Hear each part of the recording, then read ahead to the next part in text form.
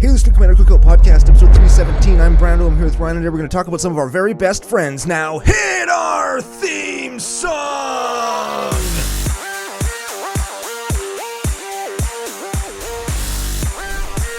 Hey, Ryan. We're back for yet another whirlwind adventure. How you doing? We are back. What is going down? Whole bunch is going down. We've got a really cool show today. We're going to talk about some of our best friends, not people in the nation, but decks that we've had for a long time. We're also going to tell some stories and talk about why we keep the decks that we do. But before we get to any of that, we have to thank our official business daddies, FusionGamingOnline.com, their source for all your gaming needs. Very much so. FusionGamingOnline.com, of which I have an order in that I chose pickup at event for. Oh, yeah, you can do that. You can do that. I did that and used CCO Spring promo code. Saved me some 5% on that. Got me a very important card that I'm going to alter as a gift for somebody, but I can't say because they listen.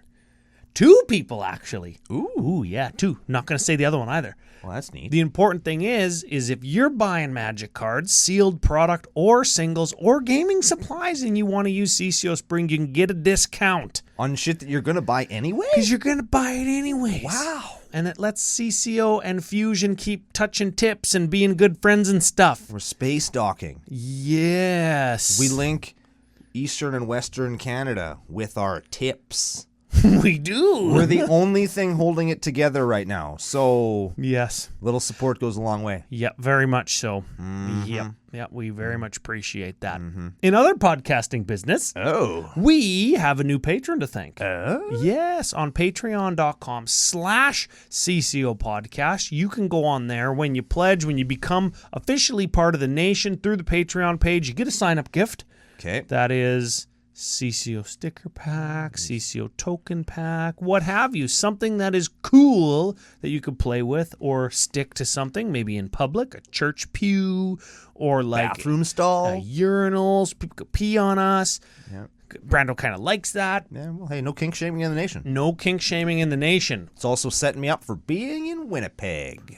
Getting your practice golden showers in, hey? Yeah, that's a thing. That's okay. You know what?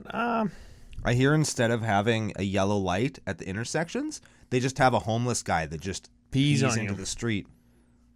And then when he's done, the light turns green. You know, I'm not gonna lie. I have seen the most homeless guys peeing in the street in Saskatoon. What? Mostly because that's where I've lived my adult life. Yeah, that's probably was just me. Also, yes. I only look like a homeless guy because look at me. I think also I have peed in the streets the most times in Saskatoon, which does not count peeing inside the Las Vegas Convention Center in not the bathroom. Correct. That's just, we're not going there. No, we're not. Okay, podcasting business. Podcasting business. Who's this new patron, Ryan? His name, Zach Gordon. What? But it's spelled Zach, which is totally funny all by itself. Zach. But I kind of want to call him Sack. I was just going to say we should call him Sack Jordan. Sack Jordan Jr. Even though it's Zach Gordon? Sack Jordan Jr. That's what we're going to call him. Totally disregarding what the actual name is and going with your own. Good plan. Yeah. That's how we do these things. That's how we've always done these things. Welcome to the nation, and F you for being here. Mr. Sack Jr. Mr. Sack Jr. It's good to have you. Yeah. If you want to be like Mr. Sack Jr., head on over. Links below. Links anywhere you find the show. Link is right on your screen right now because Editor Joe, who works really, really hard to make us look good, so you should be watching on YouTube and subscribe while you're there. It takes a second. Yes. Pushing buttons is fun. We probably met Joe in Winnipeg. Oh, I hope so. He was probably a really cool guy. I bet he was. Probably had a beer with him. Probably did. I'll bet you he said a lot of things I don't understand. I follow him on Twitter, and he tweets things that I don't understand. Oh, yeah. He talks probably about disc golf. He talks about disc golf and like online gaming and stuff. E-gaming, yeah. And I don't do either of those things, so I don't understand anything that man says. But I try really hard. He doesn't understand anything that we say either. Can confirm, have talked to him on the phone. Yeah. He just he just puts memes or random things on the screen, and hopefully they line up with what actually is being said. They usually do. We've got one more piece of business. Okay. Last week's giveaway for the booster pack game. All right. The cards were, get this, Phyrexian Altar. That's mine. Or Butt Forged Battle Axe. That's it. You could guess either of those on last week's pre-show, and if you did, you get entered in to win the booster pack game. You could win one of our stinky booster packs, of which I'm picking up more in Winnipeg when we're there. Neat. Or a CCO sticker pack. Cool. Or a CCO token pack. The most popular prize right now. Neat. Yeah, everybody's been wanting those lately. Tokens with us on them. Yeah. Cool little things if you go to if you buy cards from FujiG and you use the promo code, you get tokens that way too. Fuji Gaming. If you use our promo code, you get our faces on advertisements, which is cool. That's pretty cool, eh? Yeah. Man, they should get fujigaming.com too. I think they should jump on that. They should buy that URL just in case somebody wants to skunk them, hey? That's right. Yeah. We do have commandercookout.com and CCOpodcast.com. Damn right we do. And because CCO Podcast says podcast in the name, and you can go to GoDaddy or whatever and see what it's worth. Oh yeah, it's worth $3,000 for that. Yeah, I could turn around and sell that and not buy anything because everything's fucking more expensive than that. We can get a tank of gas. Yeah, a tank of gas. Yeah, that's it. Anyhow, we're talking about our decks today. Yeah, we're talking about the idea behind today's show is and participate down in the comments when you hear what we're getting into. We'd love to hear what you have to say. How do you pick a commander to build? What makes you want to keep it? What makes you think it's staying fresh when you want to build something that you want to have your CEDH deck that you want to be the most tuned? How do you pick which one that's going to be? Well, thought was an interesting thought process all that that we thought stuff maybe you guys would be interested in, and we are interested in hearing from you as well. Yeah, so we're trying to do this thing where we focus on some magic topics that aren't just deck techs, and whether it's the comments below or on Twitter, CCO Podcast, CCO Brando, or in any of the channels that we build content on the Discord for the patrons. That's the best place to get at us if you're a patron. Let us know, first of all, if you want just deck techs or if you want to mix. Or no deck techs, which I don't think is the case because people say they come here for the deck techs. Brando and I were trying to think of this topic and how to structure it. And you finally were like, okay, let's talk about our decks. Why did we build them? Yep. Why do we keep them together? Yep. What do they give us? Yeah. What experience or pleasure or pinch them together and put your wiener in between them, whatever it is that makes you keep a deck together, and then and tune it, make it better, or take it apart. Yep. Hey, yeah, take it apart, do the opposite, yeah. Because some of them is not, and it isn't even. Well, I don't play it anymore, so I took it apart. Because I have a couple of decks that I haven't played them in a really long time, but I keep them for reasons that we'll talk about later. Oh, there's a teaser. There for it later is. in the show. That's fun. Okay, so I think I wanted to start with what's the inspiration and what's the trigger to build a deck. And those sound the same, but they're different, and I'll explain. The inspiration is what game mechanic, what commander that was released, what strategy do you want to play? That's the inspiration. Yeah. Right? I want to make your newest deck is Faldhorn, the scary wolf lady, right? Yeah. I want to cast cards from exile, or I want to make wolf tribal. That's the inspiration. Yeah. What's the trigger or the checkpoint once met that pushes you over the edge? Because there's lots of stuff that's just I want to do this tribal, or I want to. Yeah.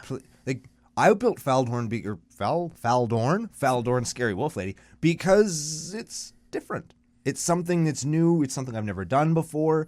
And once I actually sat down and started different for you. Yeah, different for me. You. Okay. And I mean different for the colors I like to play as well. If you look at my Archidect page, I'm assuming there'll be a link down below if you wanted to take a look at my roster. I play a lot of red and green. I'm going to stop you there. We're not going to link every deck we talk about. We'll link Brando's Archidect page and my Archidect page. And then you can just click on either one and you can see most of my decks, and I think all of yours. Yes, all of mine are on here at this point. But I wanted to do something different in the color identity that I play the most and I have the most enjoyment out of. Yep. And it gives me, in a way, a bunch of different versions of the same deck that I get to play. And it lets me explore something different. You know what I mean? Like, yeah, it does kind of the Gruul thing where I make a bunch of dudes and attack with them, but I make my dudes in a different way. And that's fun. I think for the most part, like, when you play Commander, you expect... and I should say you expect to play... No, you should never expect to sit down and play Magic. No. I'm just going to throw that out there. No. Just in case. But you expect to sit down and play big creatures, stomp. That's the experience that you kind of gravitate towards. The experience that I gravitate, if you want to look at it on the menu, and I was thinking about this really hard. Like the bird's eye view of your deck. I have 24 Commander decks. What do they all have in common? What is the one thing that all of the commanders on the screen have in common? And the answer is, with very few exceptions, they all do something either that kind of blows the game up or something that is insane. That either doesn't make sense or it's insane. Like Toxrill is insane. Like that card is bonkers, cuckoo, bananas, nuts. Yeah. So is Coma, so is Atraxa, right? Like they do nutty, kooky shit. Or they want you to roll dice, or they want you to play cards from exile, or they make you end your own turn. They can never attack or block, right? There's so many they have Storm. Like there's so many. You mean so like much crazy shit. Each deck you build is a theme deck. There's a theme for each deck that you build. Yeah. And that sounds simple, and it sounds like I'm trivializing that, but some decks don't have themes. No, some of them don't have, like, you want to just... Right? And I want an Azorius deck. So you pick Grand Arbiter Augustin the 4th, and you build an Azorius deck, and then you go play it, right? And I think for the most part, people would classify that exact example as a control deck. Sure. And control isn't necessarily a theme, it's a strategy, right? If I wanted a Grand Arbiter Augustine the 4th deck that had an advisor tribal theme, there is a theme. Tribal is a theme. Stacks is, let's call that a sub-strategy, but I would call it a sub-strategy so much that it's a theme. Mm-hmm. And not everybody's going to agree with that. They're going to say that it is just a sub-strategy of control. It's the grindiest, slowest form of control. But if aggro, combo, and control are the three different strategies that you can play. They are the trunks of the trees. Yeah. And then Stacks is a big branch. And then Stacks is a branch, or Pillow Fort is a branch. Sweeper Deck, Mass Land Destruction. Those are all branches of the control tree. Correct. Tribal, in most cases, is a branch of the of the aggro tree. Well, it's the same thing, kind of, right? Yeah. So that's what we mean. And I think all of your decks have a theme. None of them are just good stuff. No. The only one I think that was, I looked through, the only one I thought was like kind of just, I have an enchantments deck that just happens to be Azorius, that I picked the blue and white legend that I had in my Azorius section of my binder, and then I put a bunch of enchantments into a deck, and then I played it. And even then, isn't that a Stacks deck? Like, who's the commander of that? No, it's what the hell is her name? Lavinia of the you can't play free stuff?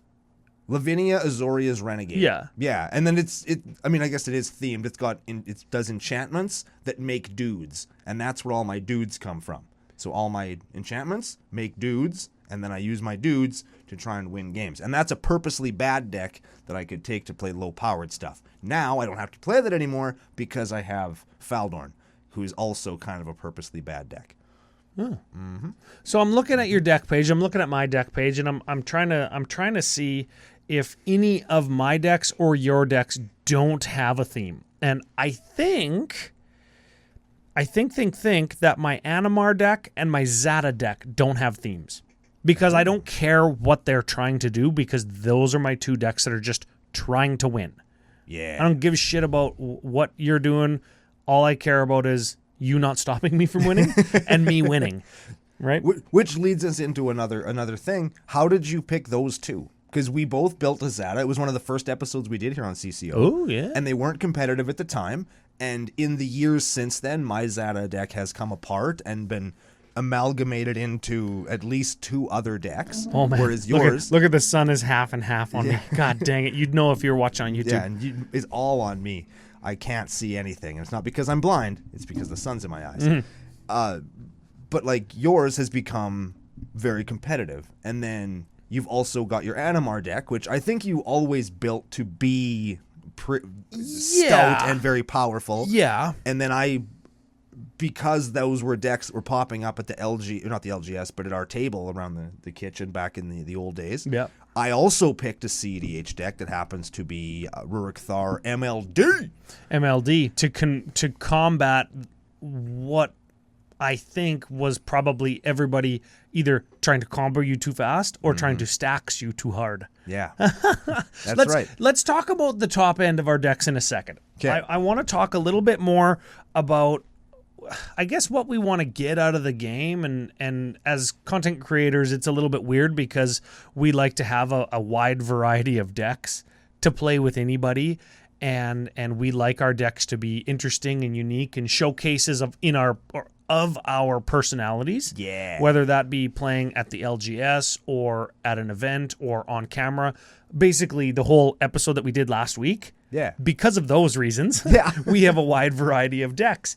And I think kind of, for me, the wide variety of decks I have and the strange strategies that they employ are a way for me to express my deck building creativity, my deck building prowess. Sure. My prowess as a Magic player, and you've played for just as long as I have. Yeah. So you know how the game works, and you know, like we talked about last week, the culture about the game. Mm-hmm. You know what's socially acceptable with a group of strangers that say they want to play casual Magic. Yep. You know what to bring and what not to bring. I do. And when you bring the thing you're supposed to bring, you want it to be interesting. Yeah. Not just good stuff or generic deck from edhrec.com. Correct. Not that that's a bad thing. You can do whatever you want. You can do whatever you want, but for us. Yeah. So I wanted to cover that so people kind of have a baseline of where we're coming from. Right.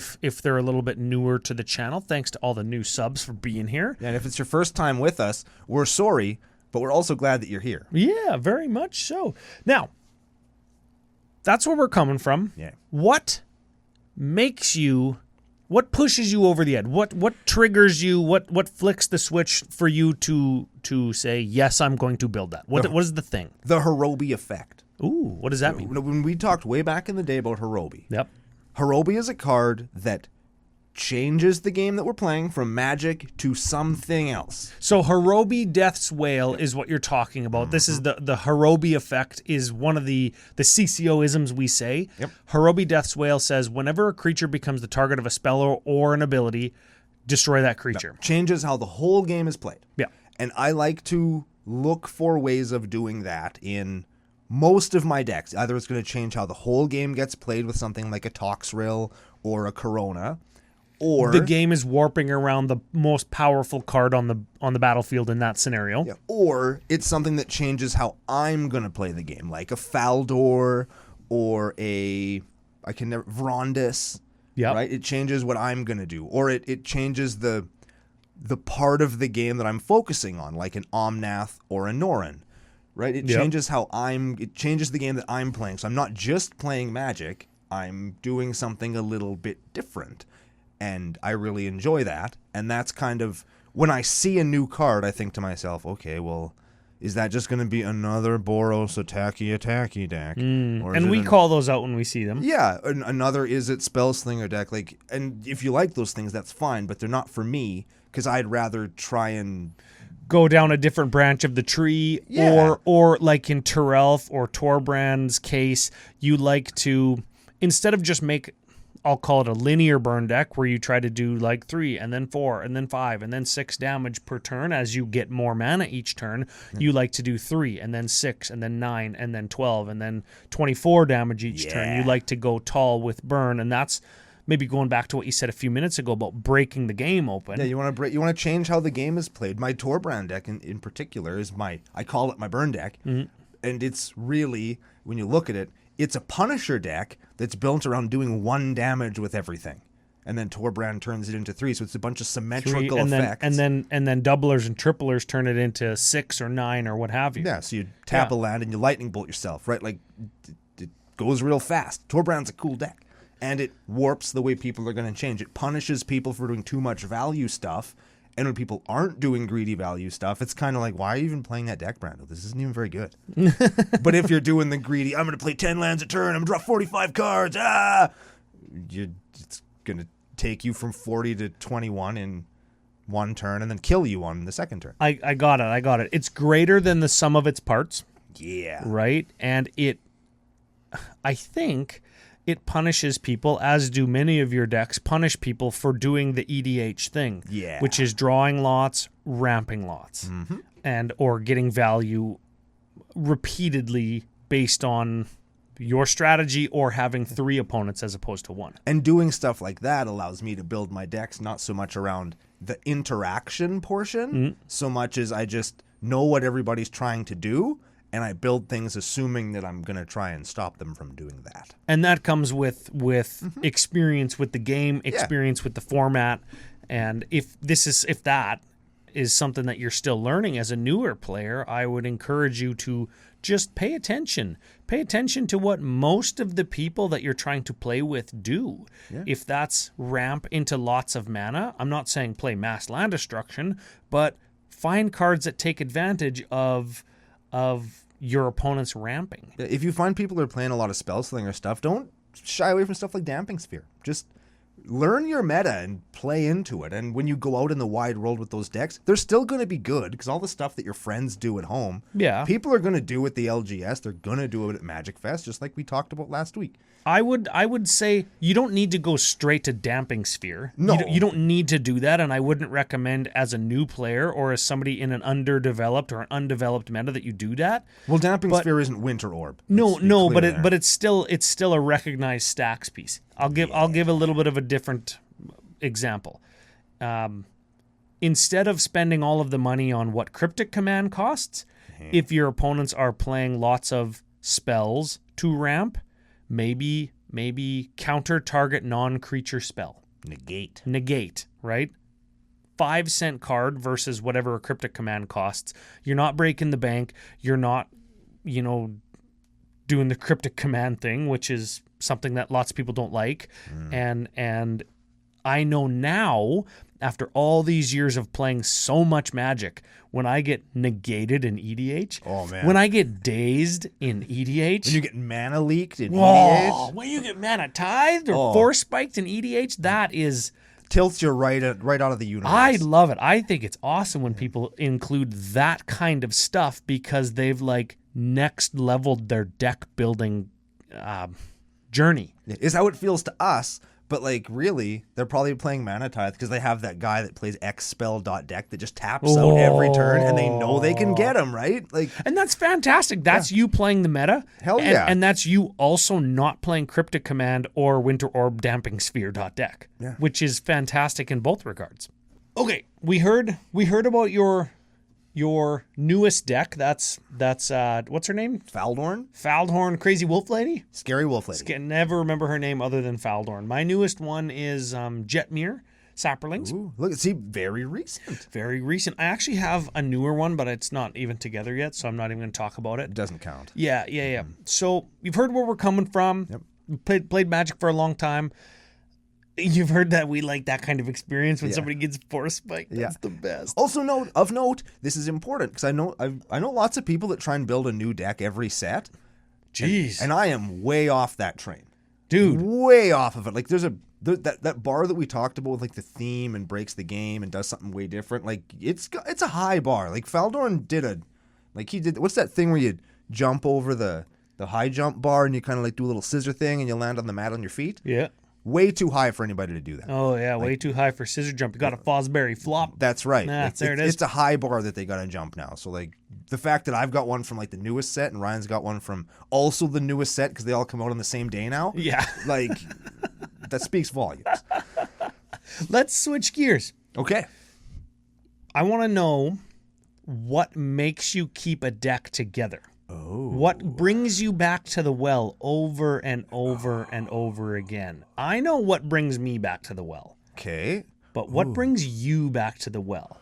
And if you don't exactly have an answer prepared, because that wasn't one of the things you asked me that we were going to prepare, I'll ask you, what's your longest time deck? What's the deck that you have had put together either consistently together forever, or you had it a long time ago, took it apart, but have it again now? Sliver Queen. Sliver Queen. And it used to be Slivers. Sliver Overlord. And then it was Sliver Queen once I decided I was just going to Go full dirtbag. just go for it. I decided, you know what, I'm going to do it. I get hated out anyway. I'm just going to go for it. Yep. And so it's Sliver Queen. It was the second deck I ever built. Ooh. So, what was the first? Hirobi? Ur-Dragon. Ur-Dragon. Scion of the Ur-Dragon. Scion of the Ur. There you go. Yeah. Scion of the Ur-Dragon. Yeah, and it was, I think I had that for 1 week, and then I took that home, and I took it apart, and I built Slivers. Yep. So I played one game, went home, built Slivers. Now I still have it, love it. And I keep it together. Well, I have 2 reasons I keep decks together. There you go. Okay, so what brings you back to the well? What brings you to keep a deck together? I have a kind of a sentimental attachment to some of them. Like Sliver Queen. Sentimental? I know, Sorry, right? I'm interrupting. Sorry. Sliver Queen I'll keep because, like, I really, really like it. And so I'll keep that together for a long time. Or maybe like Muxo Man Goblin Savage. Not only is it really strong, but I really like that deck. I like having a Goblin deck that isn't Krenko. So I keep it because it feels good. I like Brutaclad because he's like, he's not synonymous with Brando, but it's a fun deck that I just really, really like. And even though I don't play him as much anymore, he's still cool to like crack out of the box sometime and make 107 dwarves and get in there for big damage. Right? Yeah. Or you know what's okay, finish your thought, then I was going to say something. Or I have decks that are constantly evolving to do the thing that I want it to do more and more or better. Like AV is one deck that kind of changes lots and shifts around lots. Omnath gets tweaked here and there. Norin gets new cards virtually every set as I see something else kooky that I want to try. So it's always changing. It's always a different deck, and I get a different play experience virtually every time I play it. And it's not necessarily consistent in how often it wins or how well it does, but it's always consistent in that I'm having fun, and that's what I care about. Man, you got there. You got there. You got to the same place that I was going to get to. And we mentioned it on the show frequent enough for people to know that we, Brando and I, get along very good and play nice together, but we don't take the same path to get to places. No, Not we at all. don't. Not at all. I heard 2 things. Okay. These are the 2 things that I recognized that are the same as me. Okay. I have a deck. I have a deck. And it does exactly what I want it to do. Oh, yeah.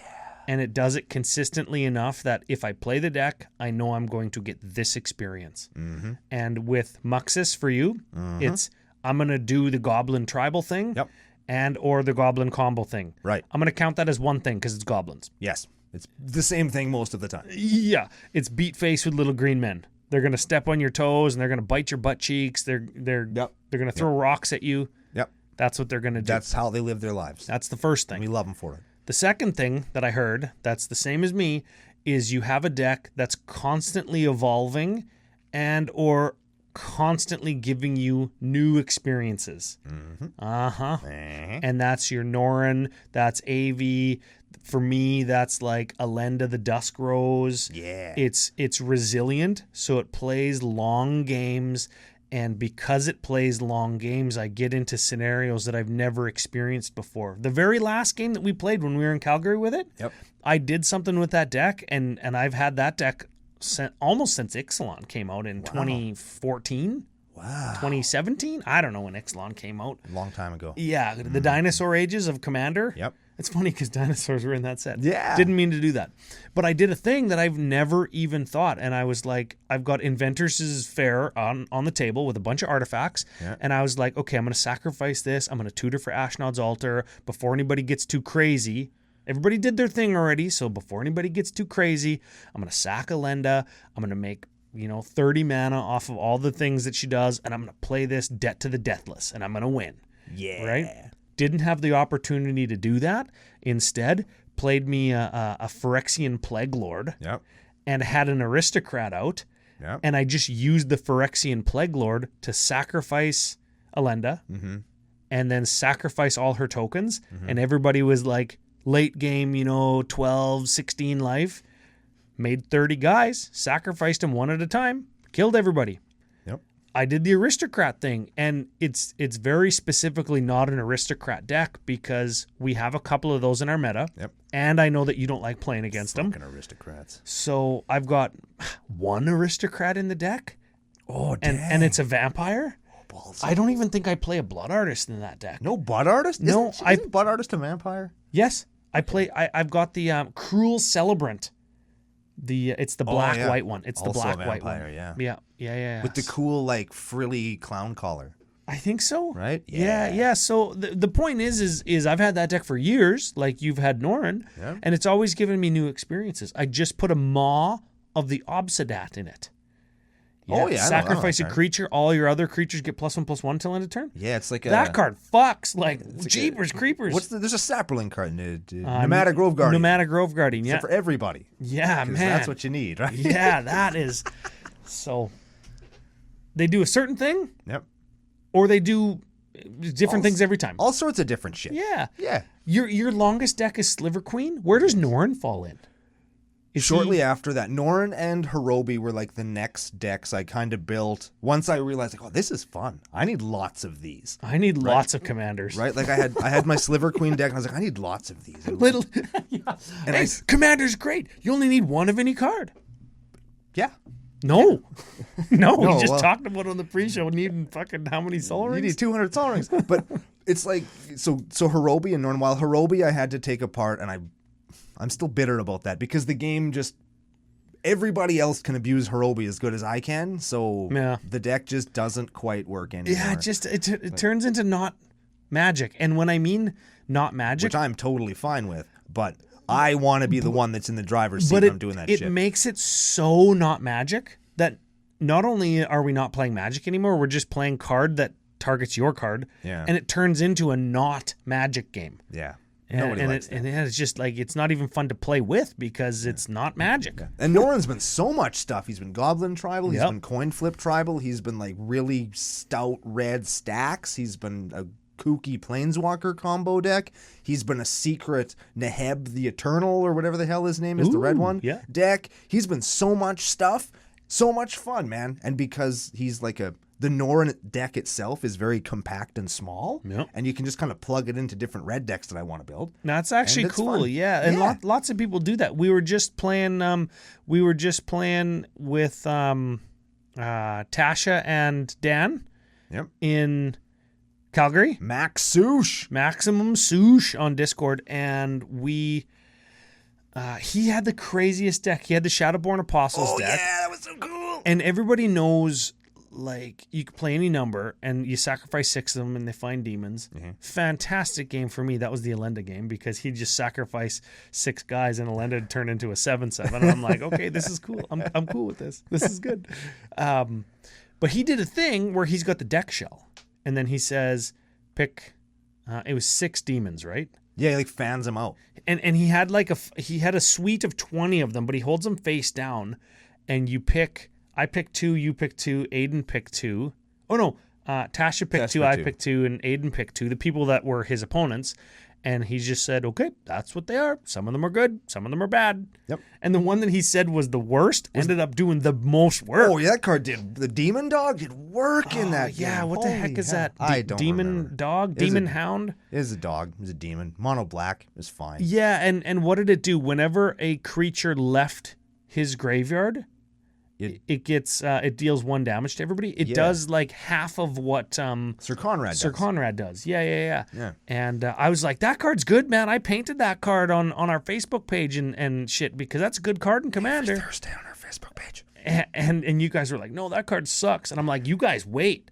That card sold for like $12 on our Facebook page, and it's going to screw you guys all up. And that was the only reason I was able to win in a new way in Elenda because everybody was at like 12 or 8 or whatever, right? Yeah, so super cool. Okay, I lost my train of thought. See, I was reminiscing. I'm man. the one that's supposed to go on tangents and I was throw things reminiscing all the way off. Damn it! I was reminiscing. Come on now.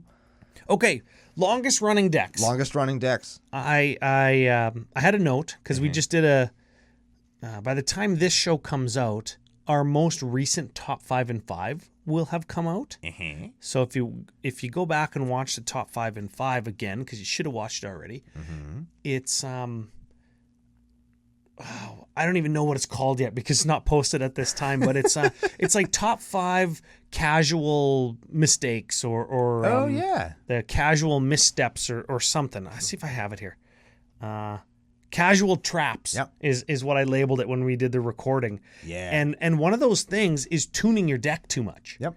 So I think Norin's a perfect example. We keep going back to Norin because it's easy when you have a deck for 5, 10, 15 years. Yeah. Every time something new comes out, you put the newest little bit better thing in it. The newest, shiniest thing. Yeah. And over time, you're playing all the most efficient removal, all the most efficient everything, all the best things to do, and then your deck is too good. Yeah. I think it's a very good practice to pay attention to when the deck is good enough. Yeah, I think that my Omnath deck actually fell into that pretty hard. Like I think it did. We've talked about that where it's like it's got the apple-shaped power curve where it starts off doing nothing and then it just blows up and kills everybody. And it's because there's new, cool, efficient, sweet-ass shit that just ramps you. And that's all that deck does, right? Yeah. And the ramp spells have gotten so good and so efficient. And you can play like 22 lands a turn. So easy to get. If you couldn't get a 3 wishes before or if you couldn't get, whatever. They're everywhere now. So it's just all the most kick-ass stuff. And it just made the deck like, oh, man, like this is not a CDH deck. But boy, is it hard to sell at a casual table sometimes. Yeah. This doesn't do. It's not that Omnath deck, or it doesn't kill you too fast or whatever. And then you get the hand where it's like turn 1 ramp, turn 2 ramp, turn 3 ramp, turn 4 ramp, turn 5. Everybody take 40. Yeah. It's like ooh. Yeah, wait, what? Turn 3 Omnath with ramp. Turn 5 take 100. Yeah. Whoops. Yeah, that's a hard sell. Yeah. Omnath kind of, as far as casual decks go, did a little bit fall into that. Yeah. And here's the thing. My Lord of Tressorhorn deck fell into that trap as well. But the difference is Omnath started here. Yeah. Lord of Tressorhorn started like fucking off screen down here. Yeah. Right? So when Costly Plunder came out and then when Village Rites came out and like you get more and more and more efficient card draw and you don't have to sacrifice a creature, you can sacrifice an artifact. So I put in like the artifact lands at no downside because land destruction is taboo.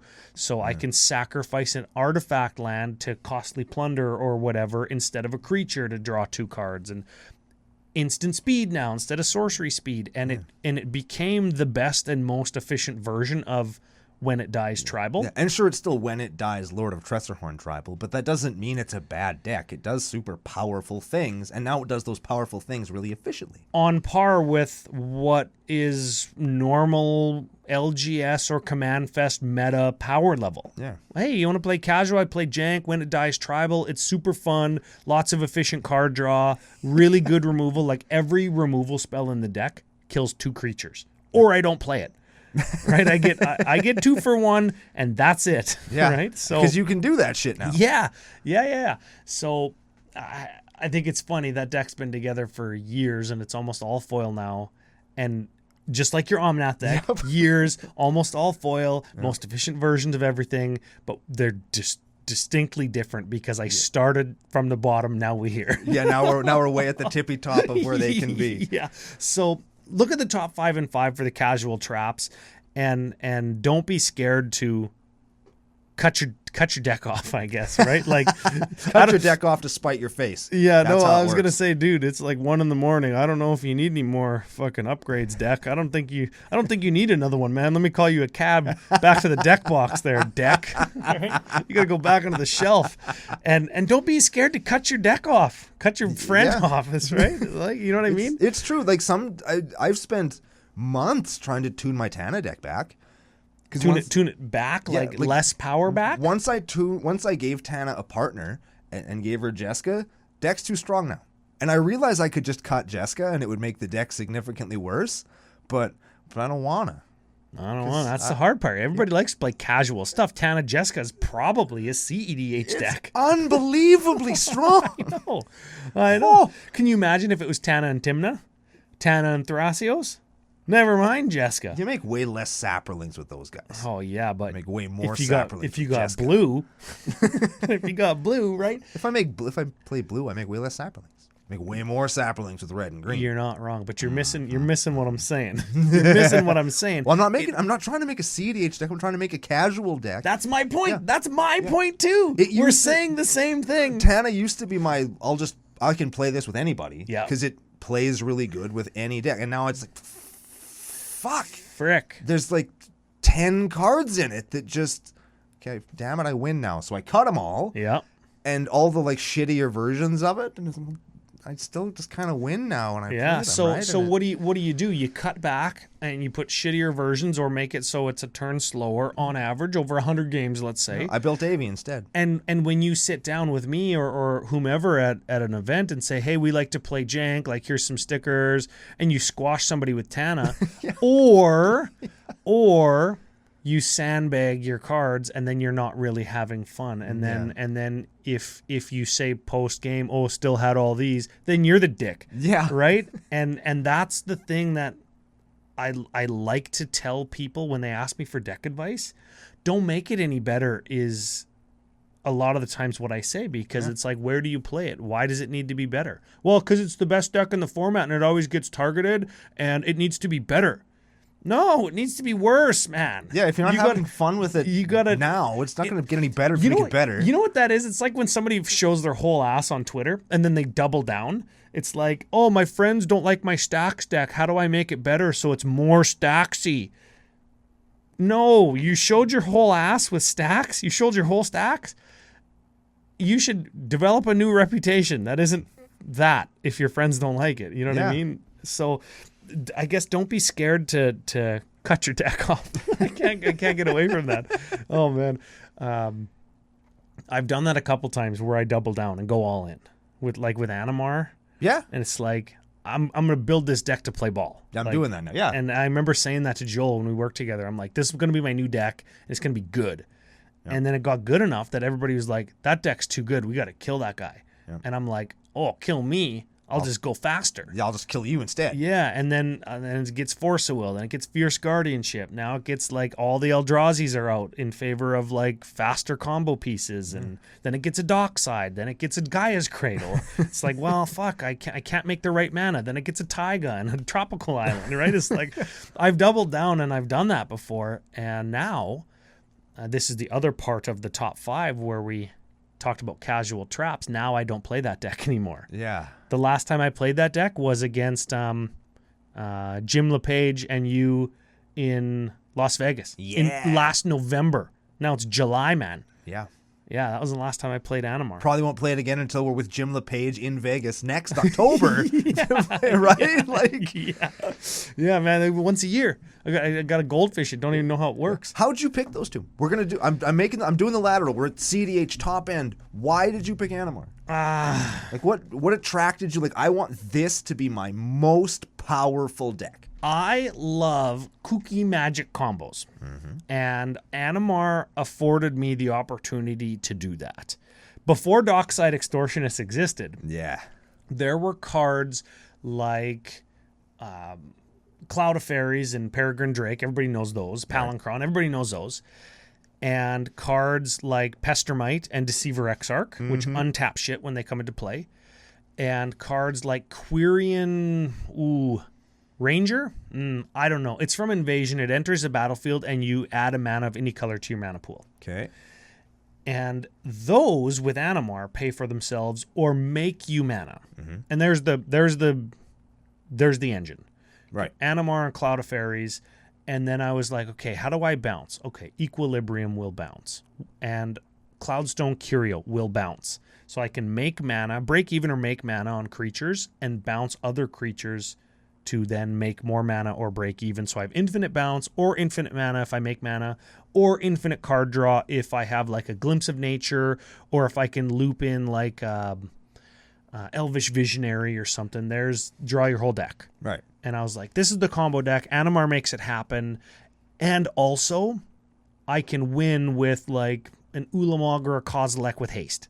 Yeah. Because at the time it was like Swiftfoot Boots and Lightning Greaves and Urabrask the Hidden and stuff. I can play all these and it doesn't matter what they cost because Animar. Yeah.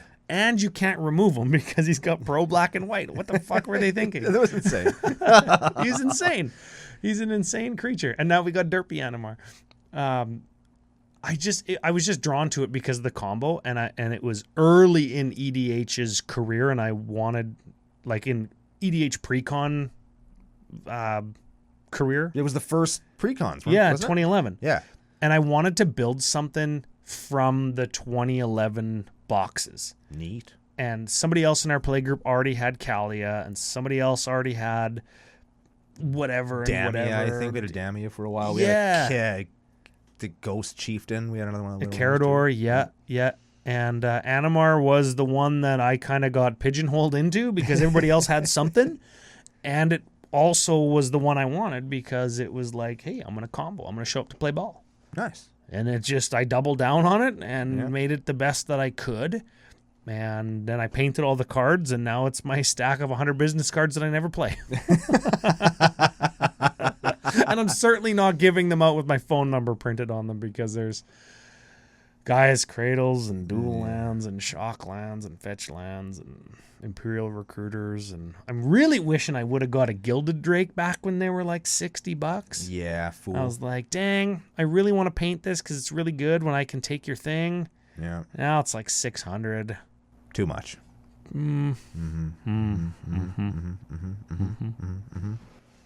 Okay, so here's the thing. One of my longest tenure decks is my Animar deck, and I'm not actually sure if, as of now, if it's my longest tenure deck or my second. Ooh. I'm not sure. Animar might be my longest one. That's still together. Right. And Balthor the Defiled might be the other one. I don't remember which one I built first. Balthor's good too. I think Balthor is probably the one you built first. I remember that one. Like in order. The first one I built was Baron Master Wizard. Yeah, but Yeah, like I think mono blue, Tolarian Academy, Infinite Bounce, Emrakul. yeah, he yeah. was that guy. Yeah, and then I built Iona. Oh, yeah. See, I've come a long way. You see, Yeah. then I built Animar.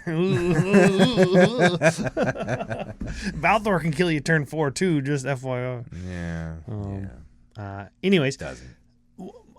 where I was going with that, no, it usually doesn't. Usually it has to zombie tribal beat. Where I was going with that is one of my longest tenure decks is my strongest deck. And we cautioned players to not fall into that trap because your longest tenure deck is the deck maybe you love the most, the commander you love the most. Maybe you don't have the budget or resources to build a second copy of, like, for me, a second Animar deck. Right? Sure, yeah. So we would caution against that. But is your longest tenure deck? Oh no, it's. Oh, I guess Sliver Queen's kind of competitive, kinda. I think it would be if it wasn't like slivers just aren't as good as people think they are. But it's not a sliver deck, is it? Well, it's a Sliver Queen deck and it has slivers in it. But it does all the Sliver Queen stuff that people hate Sliver Queen for. It does all that shit. Oh, like make mana and then infinite combo with making mana and dudes at the same time. It's a deck full of 2 mana or 2 card combos where one of the cards is Sliver Queen. That's what the deck is. Yeah. But I like my most. I don't think mine actually have gotten that much stronger. Like Sliver Queen's kind of a boogeyman at this point. Like it's not actually that good, but like. Because it's a 5 mana thing that's super easy to disrupt.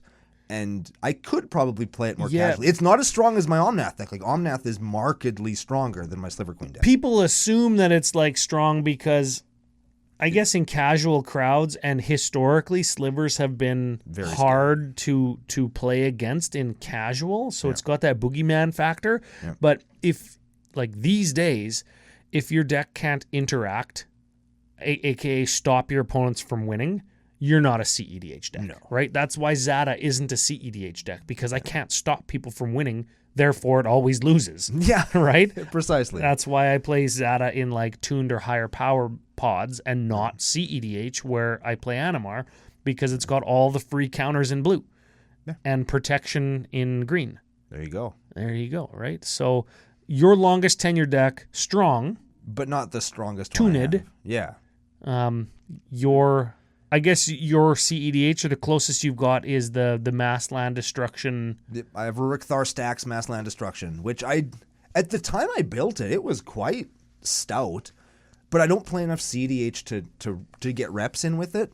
And when we talked about Jesse Spears, guy at our LGS, plays CEDH all the time, almost exclusively, and our buddy Bryn Mann, also very CEDH, very seasoned Magic player, he took, I think, 4 out of 4 games off of Spears with my Rurik Thar deck. So it's still good, right? It can fuck with Thoracle decks, so that's good.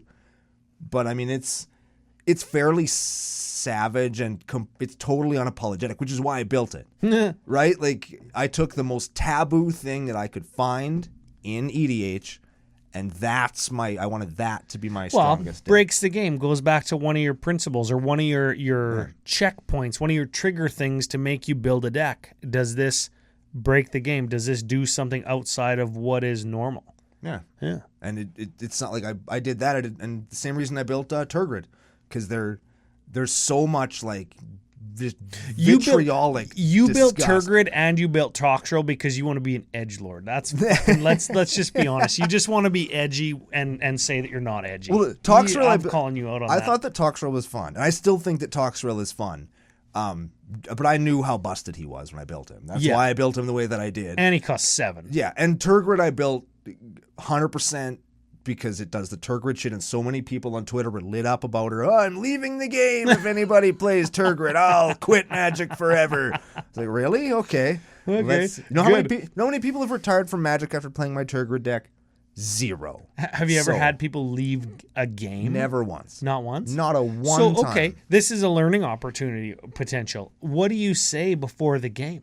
What's the Brando pregame / Rule 0? Give it to me right now. I'm playing Bryon Stoutarm Fling.deck. You know the deck, okay. and I tell you that, and you know it. And you're like, oh yeah, my buddy fucking plays Bryon Stoutarm. You're playing Turgid. Turgid comes out. I say, this is Turgid. It does everything that you think this deck is going to do. Do you say it with that tone of voice? Mm-hmm. It does all of that shit, and I have nothing to protect myself with unless I steal it from you. Yep. And that's it. And the table is like, okay. Huh? And if they say, well, I still don't want to do it, it's like, okay, fine. Like, I won't play it if people have a real problem with it. That's somebody trying to gain an edge on you, or that's somebody who also, like you, doesn't have any removal built into the deck. Yep.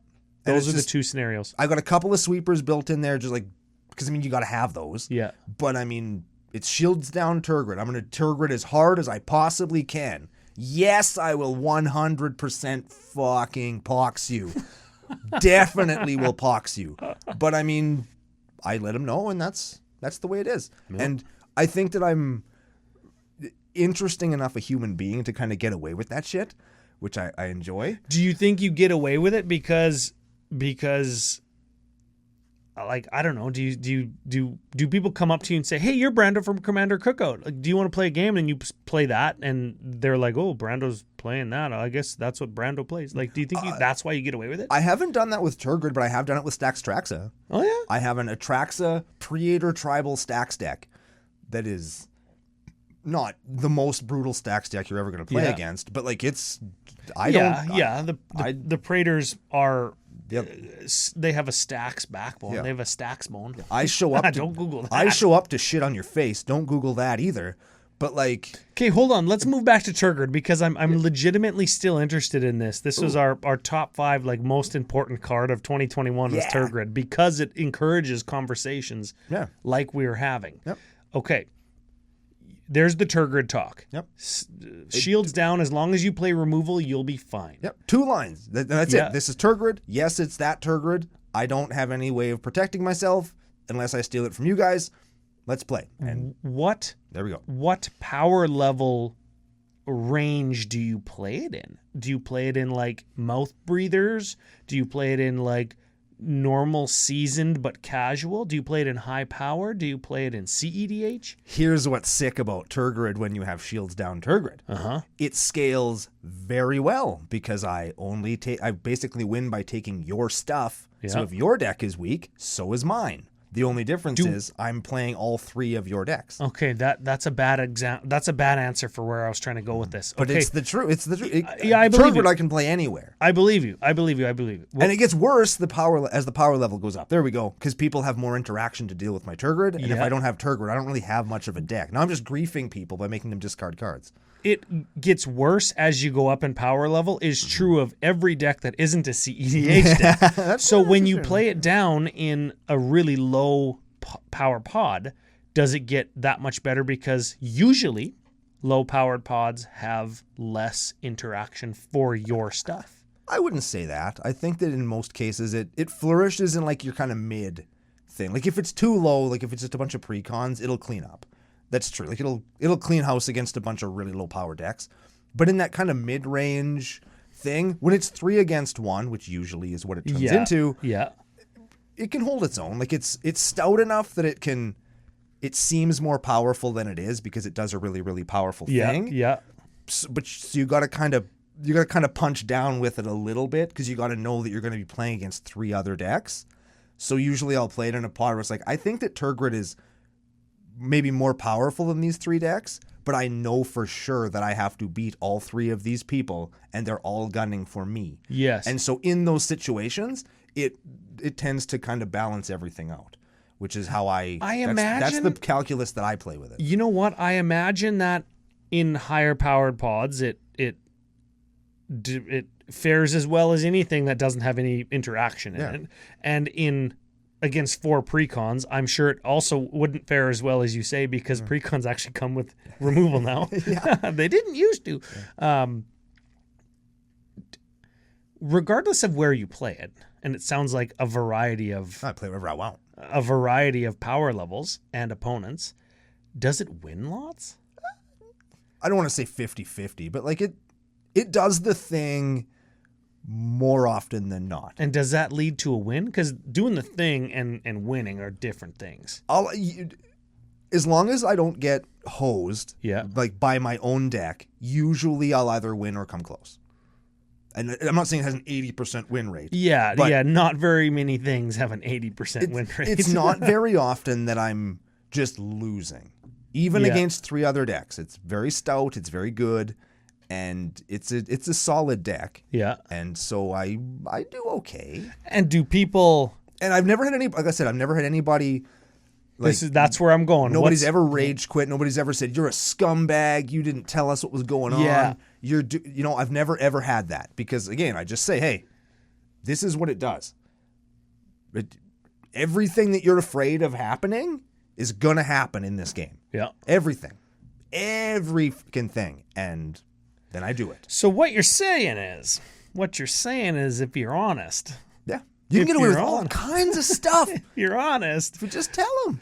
If you tell them, if you're not trying to hide any information or be shady or be worried that your opponents are trying to angle shoot you, you can kind of get away with anything. Yeah.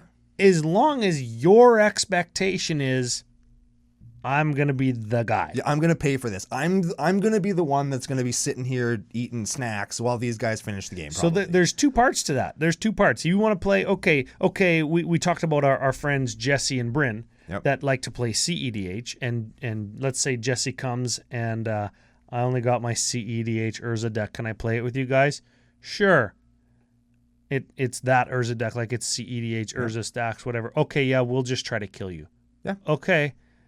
Right? Yeah. So there's one. He's honest. And we know. Yep. He's in our meta. We know. Yeah, we know him. He doesn't even need to be honest because we already know. Yeah, we already... Exactly. Right? Part 2, he has to be okay with that. Yeah. Right? And I yelled at him from across the store one night. I'm already out. Can I come play with somebody else? And I said, no, all you play is CEDH and I can't keep up. Build something else if you want to play with us. Right? And I was joking. Yeah. But he goes...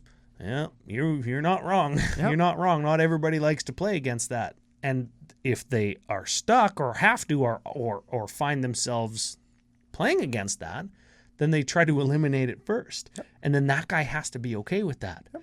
And then it goes back to what we were talking about 20 minutes ago when we said, if you don't like that, don't double down on it and try to make it better. Yeah, that's the deck that you take apart when because you're like, oh man, I'm not cool with getting beat down all the time. I'm not cool with being public enemy number 1. Yeah. So you take the deck apart. Yeah. And they don't last because you're not having the experience that you want. Never have a deck that you don't want to play because you can think, I really wanna, but never. If you have a deck that does that to you, take it apart. What's the point? I never even knew that was a thing until one time it happened. Mm-hmm. And it's happened to you. Yep. It's happened to me. And it's like, I don't want to play this deck. Yep. And why do you keep it apart? Because it was like your first deck ever. Yeah. Or it's your most powerful deck. If you don't like it, do something else. Take it apart. Do something else. Yeah. Like, this isn't a powerful deck, but I remember, again, first trip to Vegas, I had, if you're way back in the day, we built counterless Simic. Remember that? Where it was a Simic deck that didn't have +1/+1 counters on it or counter spells. No counters. Right? Nothing that says counter on it No at all. experience counters, no counters. And the deck was fine, but it was a Primal Surge deck. At the end of the day, it was a Primal Surge deck. And over the weekend in Vegas, I got bored with it. And when I got it home, I brought it out to a Magic night with us and the Dude Bros. And I looked at it a bunch of times and I went, oh man, I don't want to play this. And took it apart. Yeah. And I never looked back. Yeah. Right? What's funny is I played against the guy in Vegas 2018 in the Commander Championship, and he had a Primal Surge deck.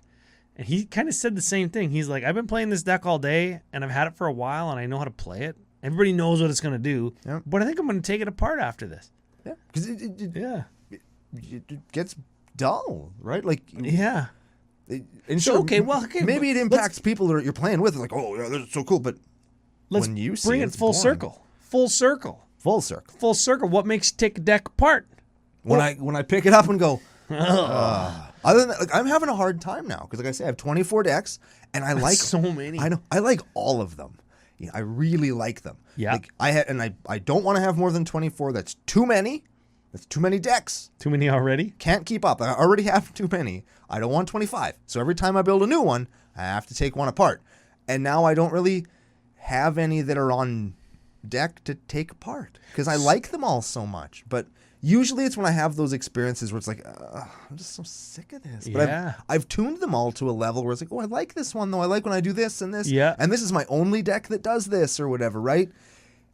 And so I have a hard time taking them apart. We brought it full circle. Let's continue lap two. One of your new checkpoints is, do I want this deck or do I want to play this commander more than one of my other commanders? Exactly, yeah. And that is a good gauge if you don't have infinite time. Like, let's say you play Magic once a month, once every 2 or 3 weeks, not every week, twice a week like Brando and I. Yeah.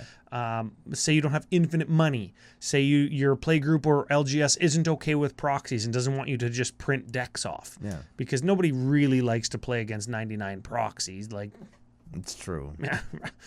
It's fine, but not everybody likes that, right? Is this deck, strategy, commander, color combination, amount of money I'm going to spend on this new stack of 100 cards, is it better or more fun, more engaging, more affordable, whatever, than something I already own? And a lot of the times, the answer is no. The answer is no, and that's why you have 24 decks. That's why I have 24 decks. Because you build it anyways, and you don't take about anything else. Exactly. Well, because they're like my little babies. I worked hard on them. Do you know how hard it was to cut just Krenko from the top of Muxus? Like, just to take Krenko and put him in the 9. You know how hard that was? Oh, I had a little funeral. Oh, man. Put him out on a boat and shot an arrow at him. The sleeve that Krenko was in, like, I took it out and I put that sleeve in, like, a place of honor. It's like the Krenko commander sleeve, right? Oh, that was hard. It's hard. Oh, you put him in a regular deck sleeve? Yeah. What was the card you cut for him?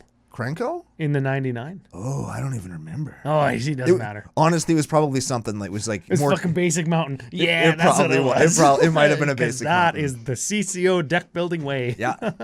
36 land, 35 land in Krenko, baby. Hell yeah. Oh, that deck doesn't need. I think it only plays like 33 land anyway now. Oh yeah. We're not giving deck building advice on this show, are we? No. No deck building advice today. Hey? Don't listen to us. We're bad. Yeah, just our thoughts on building decks. Just why we build them, which why is we take definitely them apart. not advice. Yeah, why do you? Because you have way fewer decks than I do. I think you build fewer decks less often than I do. And numbers would indicate. And you seem more willing to dismantle one. I have. This is gonna make me sound weird, but I have an emotional connection with my decks. These are little works of art that I worked really hard on. Do you not have that, or do you have like? I have the memory of doing this, and so I'm secure in that feeling. Like I can dismantle any deck because I'll remember that I had it. Like what are you? I could dismantle any deck because I remember that I had it. Yeah, it's like, this is going to come as a shock to you and maybe to some of the listeners, but especially to you. Okay. Between the two of us, I'm more of a realist than you. What? No fucking way, man. No fucking way, man. Is that true? I am more of a realist than you.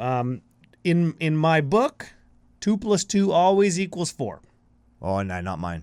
See? Yeah. Depends how I feel that day. Sometimes it's 5. Sometimes it's 22. It's 2 2s. Yep. All right. It should be red-green because it breaches hulls. When I have too many decks for me to feel like I'm not playing them often enough,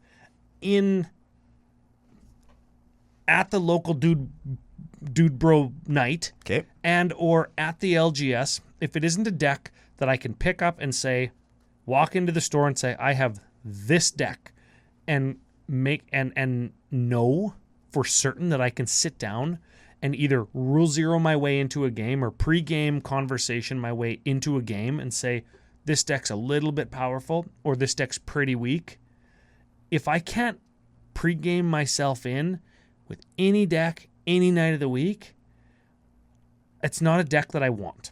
Wow. There's one. Okay. There's one because I'm probably not going to find very many opportunities to play a deck if it gets too powerful. True. Because I don't want to be the guy. And this is the reason that Crab Tribal exists. Mm-hmm. This is the reason.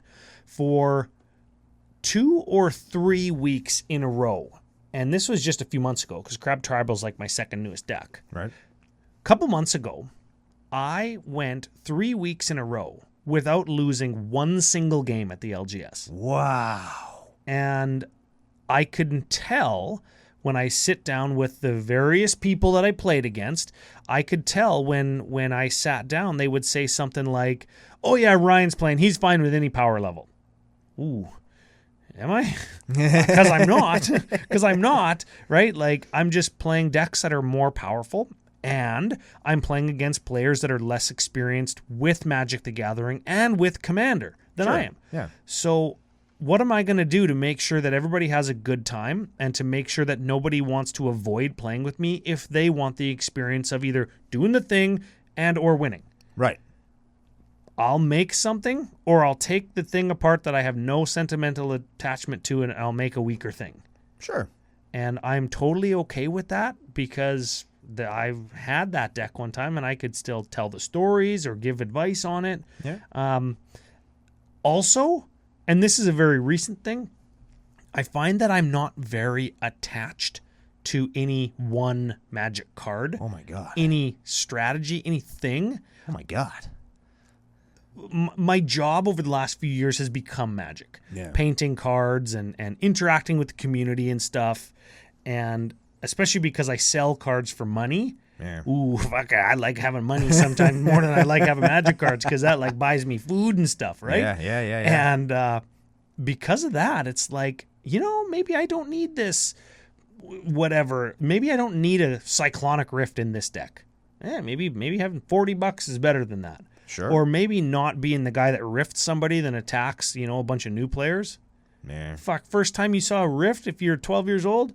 Ooh, yeah. Pretty disheartening experience. Yeah, right? That's one of the times you want to say, I didn't see a Cyclonic Rift until I was already a man. I wish kids didn't. Yeah, man, that's like going to war with a little cyanide capsule around your necklace, learning how to use an AK-47 before you even got your first hair on ball. Yeah. Ooh, we went there, eh? Yeah, hey, child soldiers, only in CCO. Yeah. Not really, though. That's what the C stands for. Oh, man. Wow. Sentimental, realist. Sometimes decks just gotta die. Unless you're mine, and then I keep them forever, and you gotta eventually come with Faldor and Scary Wolf Lady, so I'll take something apart. Yeah, and eventually, if you want them to die, you got to give them a cyanide capsule. Whoa. Mm-hmm. Well, so now, you've heard for the last hour-ish why we build decks, how we build decks, why we like decks, why we don't like decks. Now we want to hear from you down in the comments. So comment down below what's your longest deck. Why are you attracted to certain commanders? Do you have a certain number of decks you don't want? How do you make room in your roster for more stuff? So let us know down in the comments below. We'll read them, and maybe we'll address them all when we come back on another episode of the show that has been brought to you by FusionGamingOnline.com, your source for all your gaming needs and the proud sponsor. I assume they're still proud of us after our visit to the store in a couple of days. And hold on, I got one more thing. Okay. If you've got decks that you think that we would like based on what we've talked about, send them in, commandercookout@gmail.com. There we go. That's the every place for them, and we do keep them all. We save all of them. Every single one. And if you're a patron and there's like various places to put your decks if they're casual or tuned, or if you're at the preferred deck list tier, etc. There's places to put them that we find them, and we use those ones more. So if you've, and I mean, lots of people know all this already, but if you're new, you can send decks in, and we do them, and we like doing them, and they're better than our shitty decks that we just talk about all day. Despite how sentimental Brando is about them, we like doing everybody's decks. Man, we should do Arc of Brando's decks. 24 episodes of nothing but my deck. Do you think Editor Joe would lose his shit if we did 24 decks in one episode, or one deck for 24 episodes? Probably would. Probably would. He probably would. And you know what? Maybe we'll start doing that on the next episode of Commander Cookout Podcast. Hit our theme song!